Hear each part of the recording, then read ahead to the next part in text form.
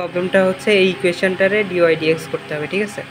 তো দেখো এটা করার জন্য কি করতে হবে, আমরা জানি হচ্ছে টুয়াইস লন মানে এ লন যদি ওয়াই হয় তাহলে লিখতে পারি লন ওয়াই টু দি পাওয়ার এ, এটা লিখতে পারি, ঠিক আছে। সিমিলারলি এখানে আমরা লিখব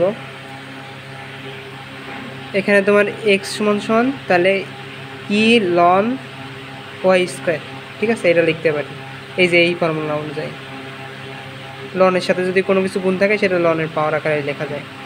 এখন দেখো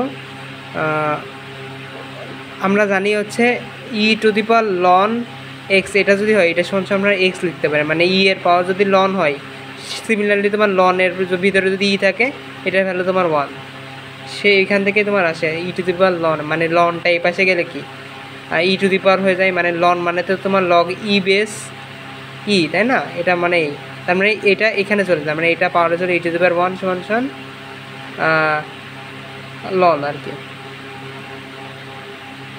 যাই হোক এইটা এখানে পাওয়া যায় ই টু দি পাওয়ার 1 সমান সমান এই আর কি, ঠিক আছে।